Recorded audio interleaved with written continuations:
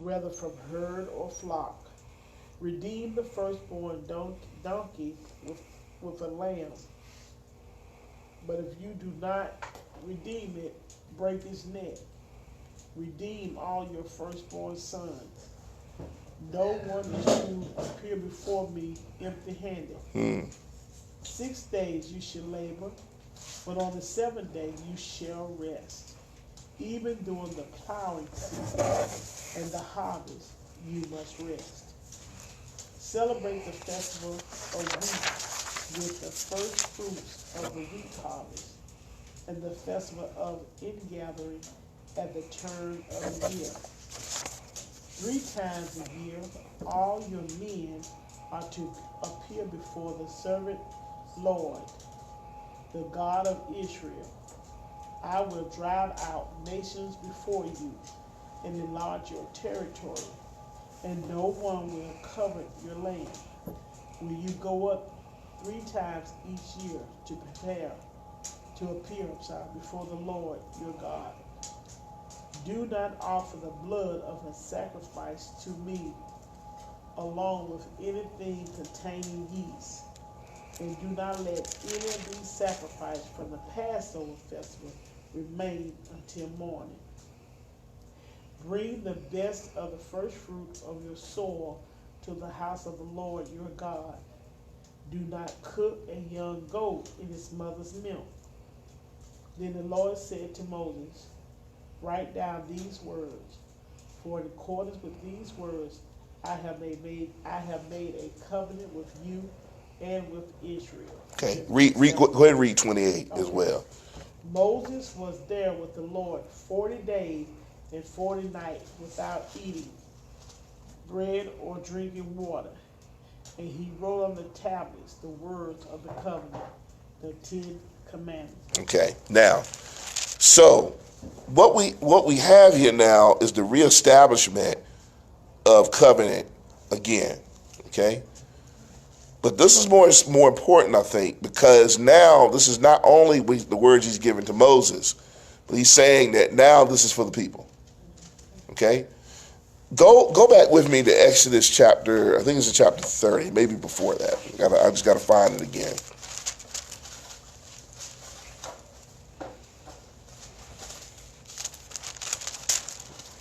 You said 30? I think it's in 30.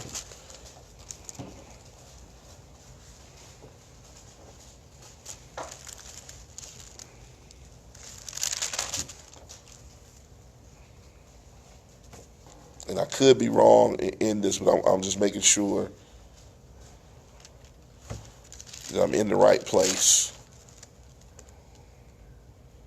with it. And I may be wrong.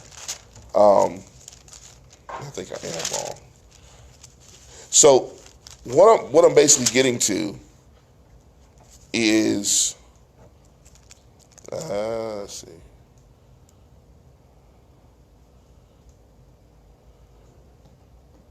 Okay. So what we see here is this connection that God begins to have with regards to worship. Okay? How worship is to be established. Turn to 23. There it is. I found it. So, Exodus 23. Okay.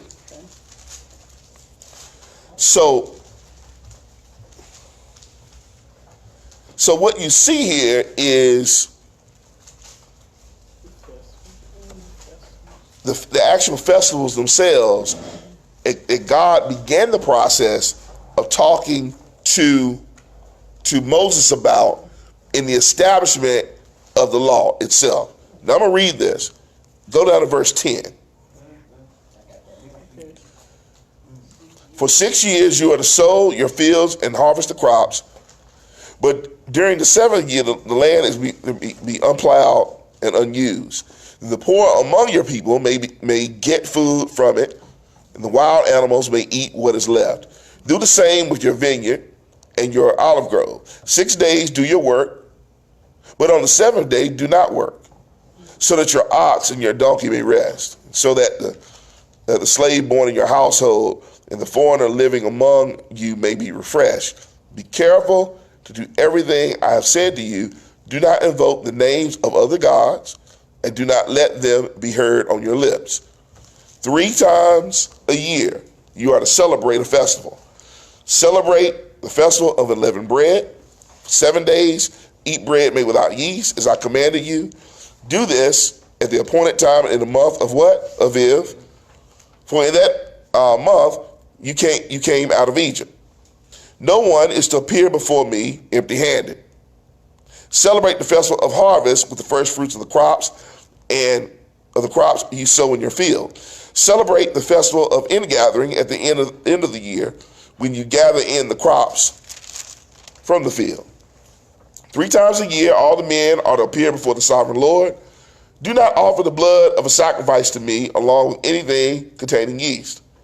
The fat of my festival offerings must not be kept until morning. Bring the best of the first fruits of your soil to the house of the Lord your God. Do not cook a young goat in his mother's milk. Is this not what we just read in 34, right in 18?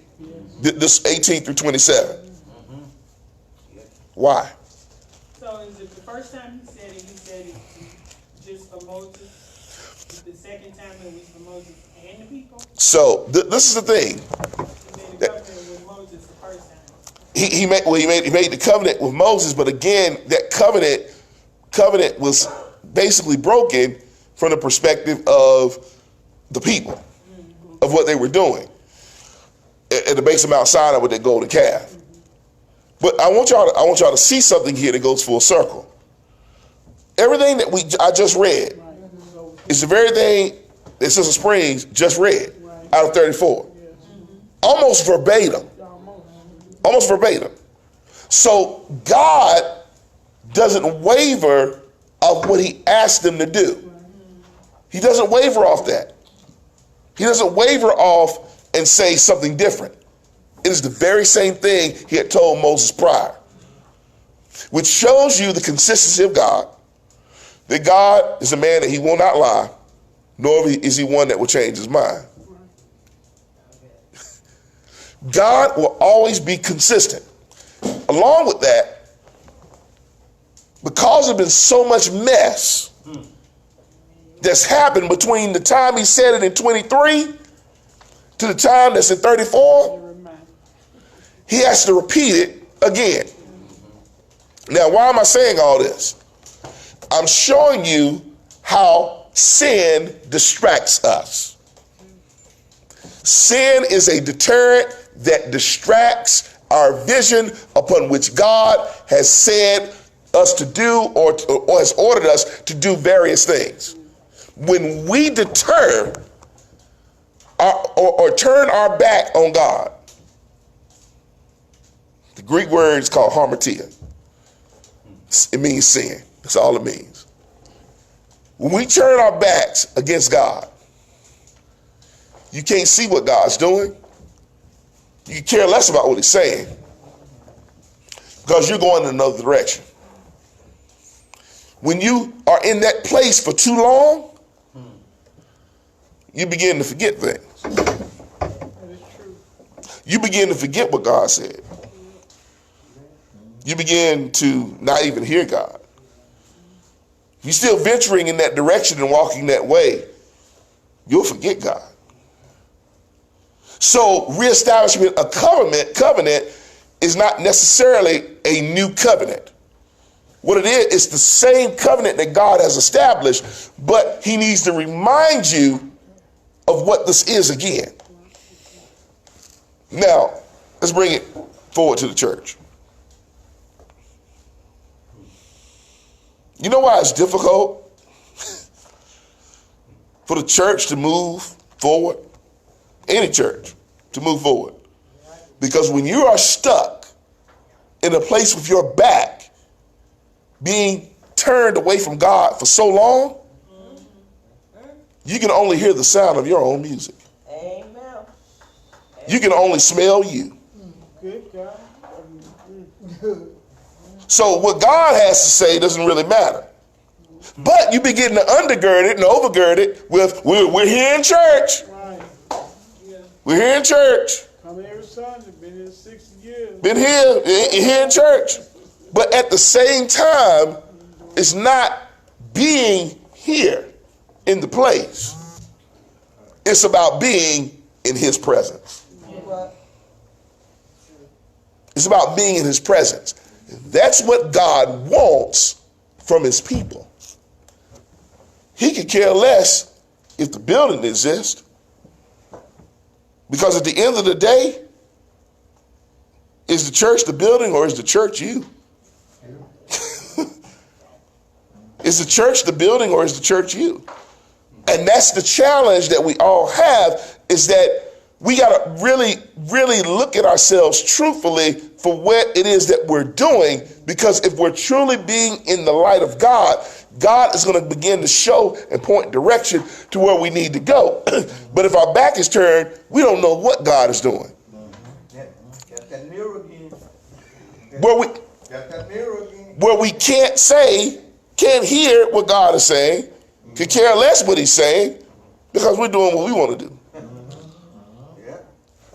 And let me help you understand why this is important. Can't be going back to Egypt when you say you're trying to get to Canaan. Remember,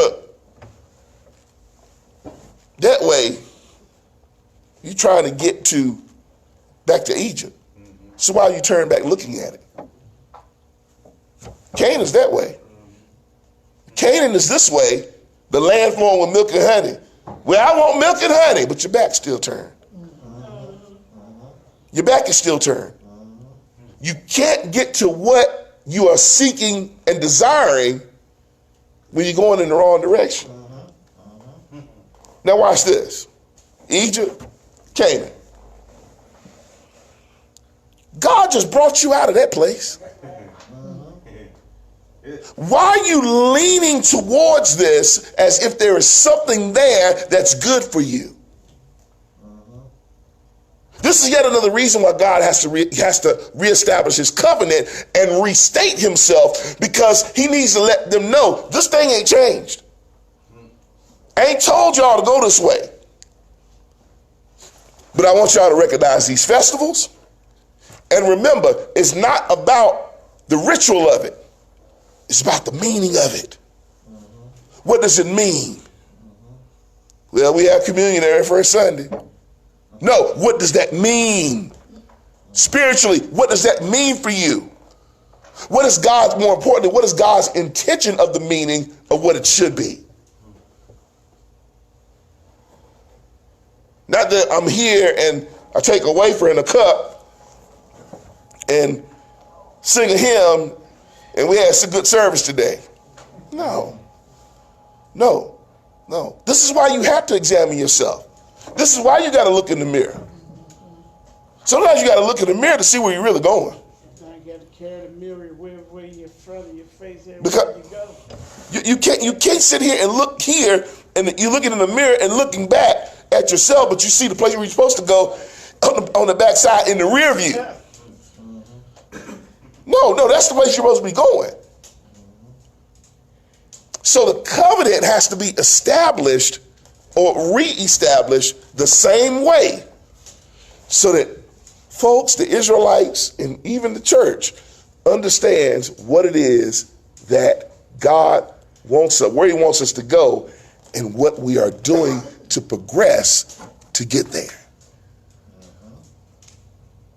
These are all preparatory steps. God doesn't want feeling. He doesn't want emotion. He doesn't want that. He wants relationship.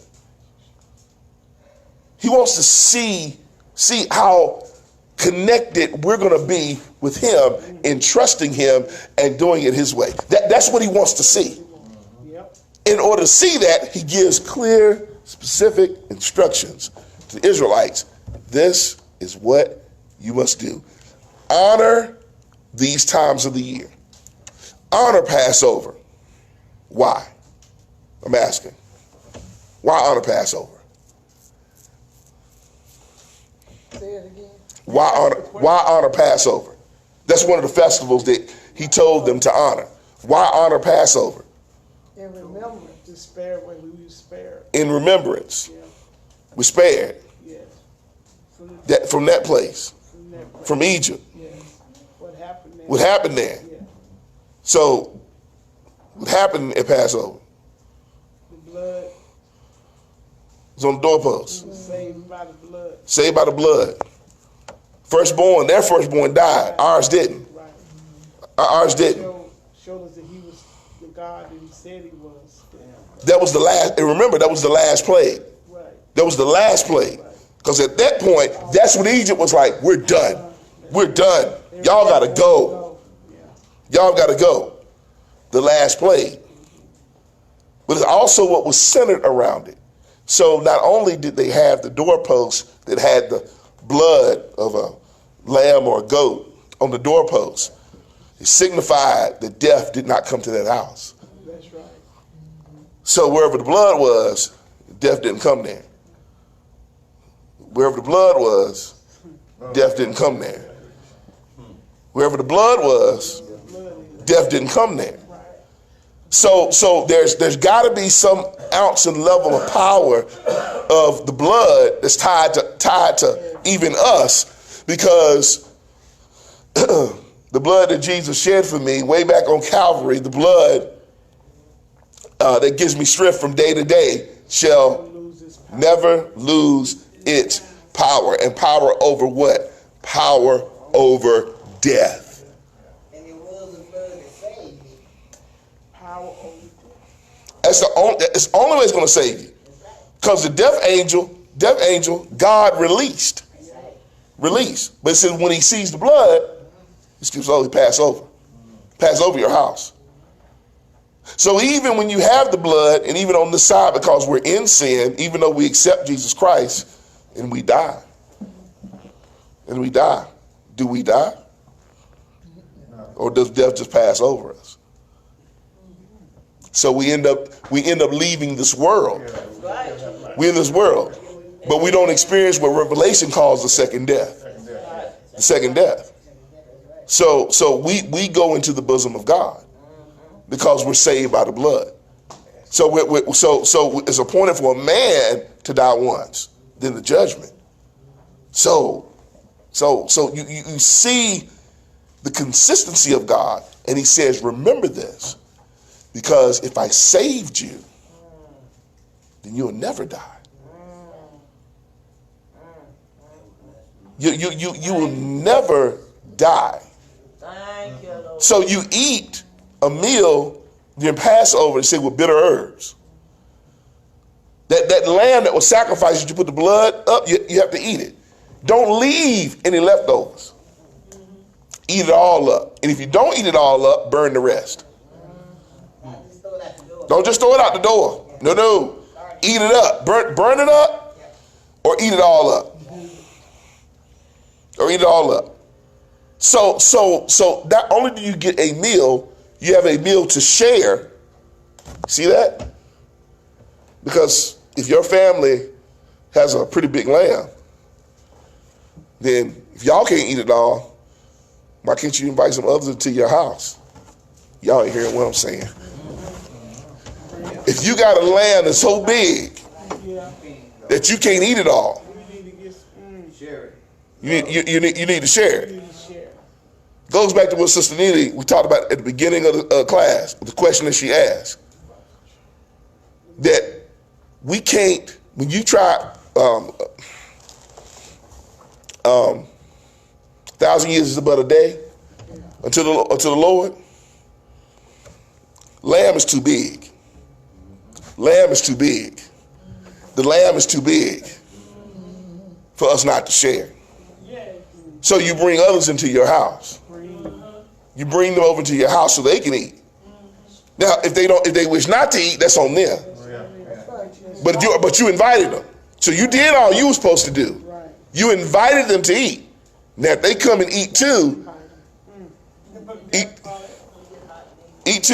too and accept, then they can share as well. Wow, that's a whole lot of lamb. So there's a whole lot of lamb. That means it must be enough for everybody to eat. Must be enough for everybody to eat. Nothing's left over. It's not stagnant. It's not stale. It's always fresh. Wow. So you have that portion of peace. Then you also have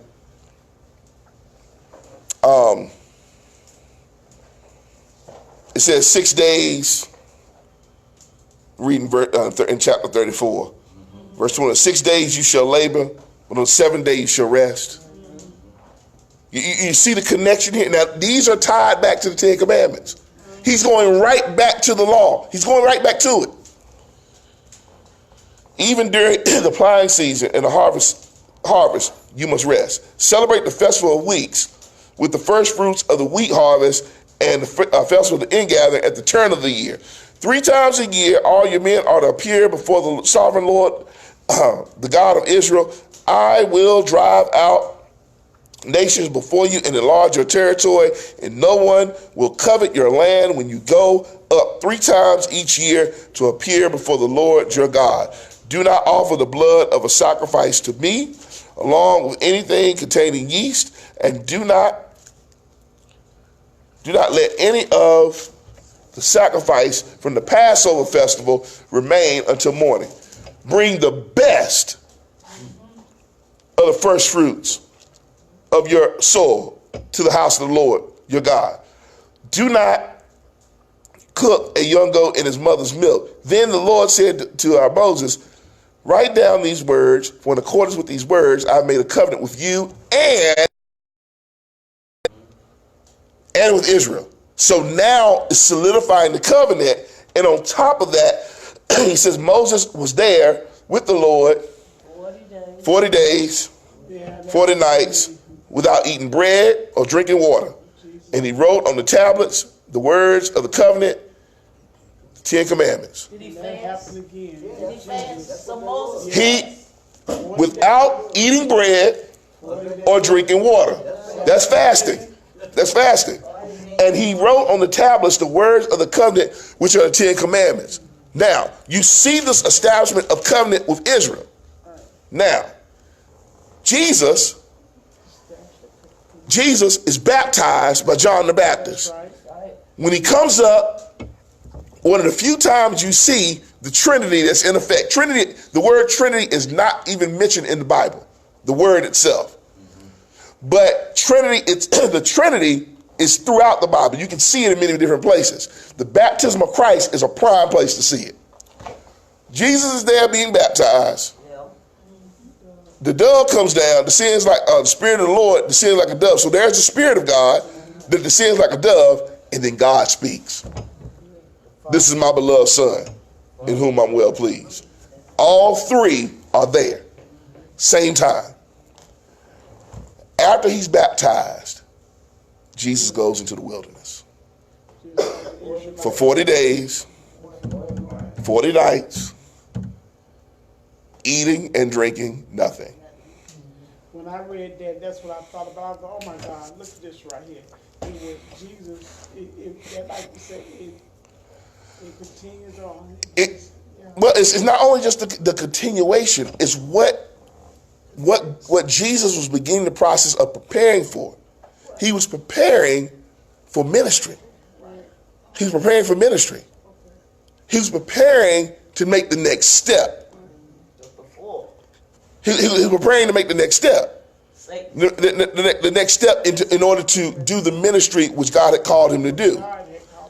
Israel is on the brink of making the next step. Next step into making the travel to go back to the place that God had appointed for them.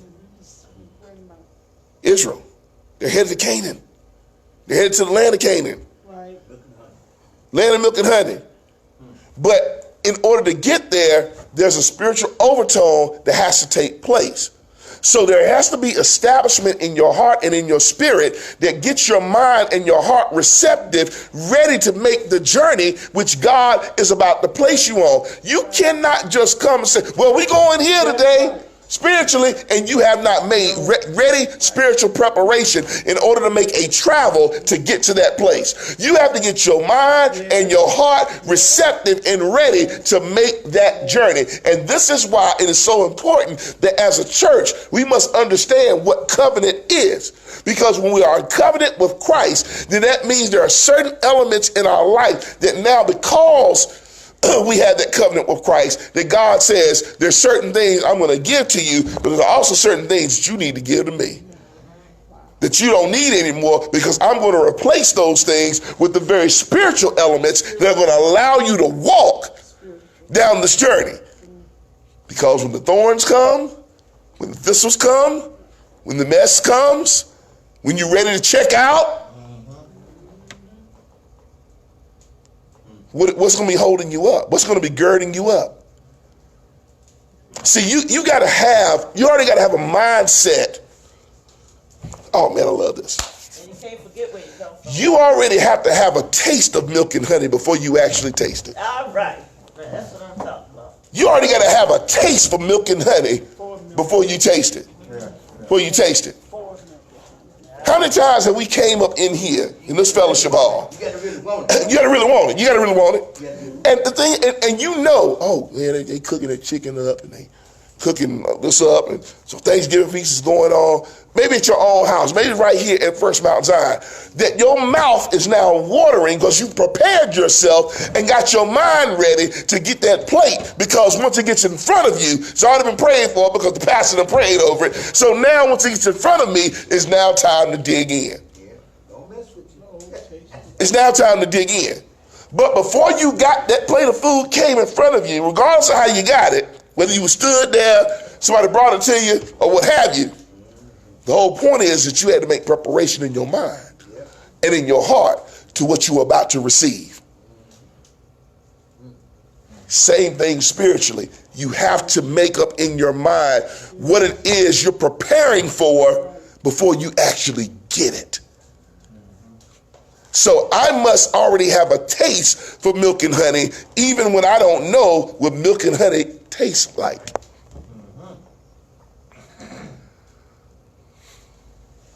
I already have to have my mouth prepared. I have to have my heart prepared. I have to have my countenance prepared. I have to have my attitude prepared. Yes. I have to have my walk with God prepared. I have to have my fellowship with my kinsmen and my sisters and brothers in Christ prepared. And how do I prepare it?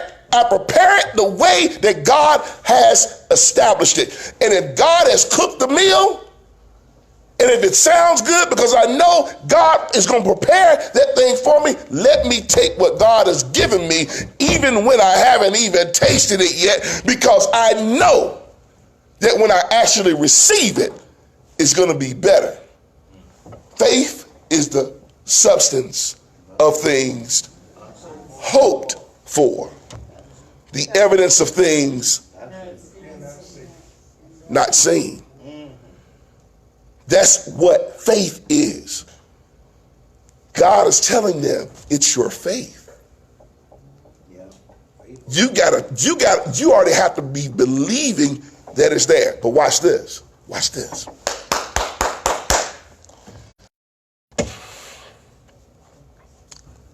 God has already given them a preview.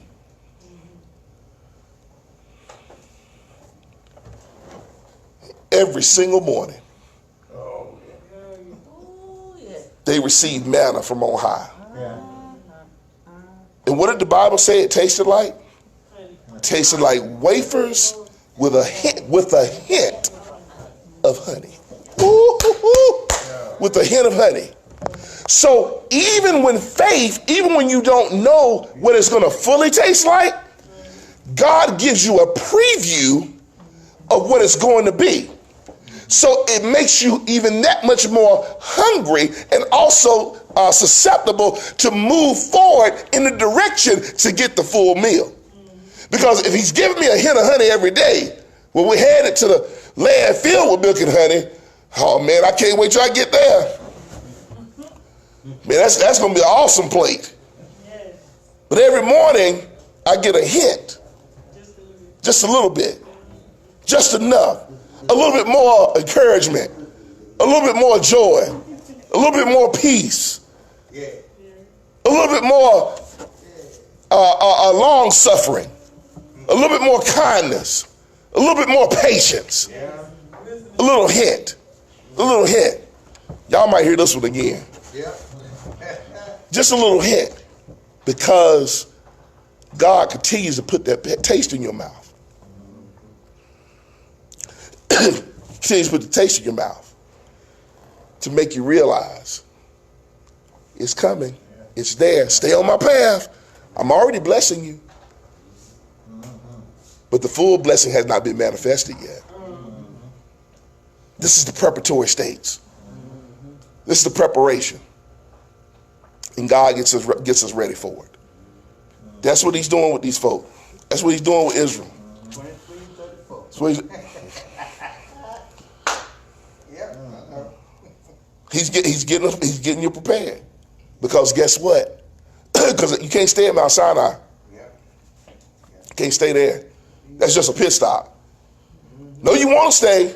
Can't stay there. At some point, you got to keep moving to Canaan. But as you're moving to the promise, God stops you along the way and gives you hints of himself for regards to how he's going to bless you in the magnitude. Over Jordan, that's where milk and honey is going to be. But while you're traveling there, you'll get that manna 6 days a week. 2 on the 6th day for both 2 days, so you don't do anything on the Sabbath. Yeah. Still sending quail down. Yeah. Still sending quail down. But while Moses was with the Lord, he fasted. And anytime you see fasting or anytime you go through the process of fasting, you're fasting in order to get closer to God.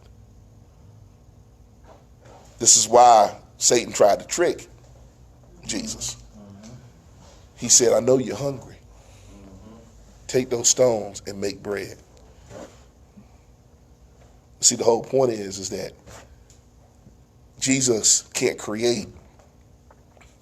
If Jesus would try to create his own hope, it will nullify the power of God. Because now he's created something that he's put more trust in than the God that already kept him for the near 40 days already. And this is why that's why Jesus said, man shall not live by bread alone, but by every word that comes from the mouth of God. Woo!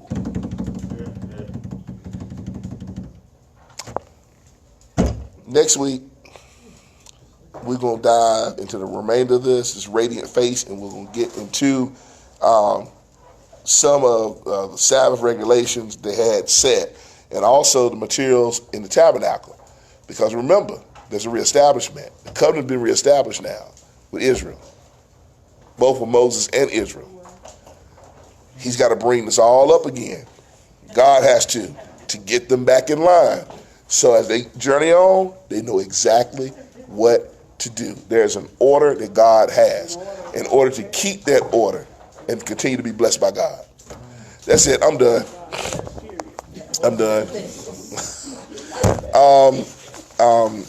Facebook family, thank y'all for joining us. We started late because we got into some other discussions which I wish I would have recorded now, but so other questions that we had from students in the class, but weren't directly related to Exodus, but it was some good discussion that we had, and I should have recorded it. But I hope you enjoyed what you saw even tonight. God's blessings to you. We'll be back in 34. We should finish 34 out next week. Be right in 35. My prayer is that in the next couple of months we will have Exodus completed, and I don't know exactly what we'll be studying next, but God's got to lead me on that, and we'll talk with the class about it. We're going to pray on it, and then we're going to kind of move into some other areas. We've been at this study for the past 2 years almost, the study of Exodus, and I guarantee you the folks who are in this class and the folks who have been watching have gotten and gleaned a host of information, of good information biblically, in regards to how the maneuvering of Exodus is, and also that how Exodus is not only a book moving from slavery to freedom for the Israelites. But more importantly, it is a book that is tied directly to worship. And I like to make that known that I believe the main topic of Exodus is worship, because worship is where you truly are released spiritually, and that's more important than anything. And so to learn spiritual freedom, you have to be physically free, of course. So you start to learn that in the book of Exodus, and there's just a host of things that's there. I'm done. I pray that you watch this, and I pray that you get more. Just join us around 7:30 or so each Wednesday night. We're about to end with the holiday season here in a second. I think next week might be our last Bible study for the year, because we'll be into Christmas the following week. But I pray that you will join us and that you will learn with us. Again, I'm Pastor Hagwood, First Mount Zion Missionary Baptist Church, where we exalt Christ to restore, renew, and rebuild people to serve the kingdom of God. I enjoy this more than I do preaching. I love to preach, but I enjoy this probably more, because when you dive into God's word, this is where you grow, and this is where you learn so much more for your own spiritual growth and advancement. So with that being said, God's blessings to you. Take care, be blessed, and we will see you in the near future, God willing. Take care, be blessed.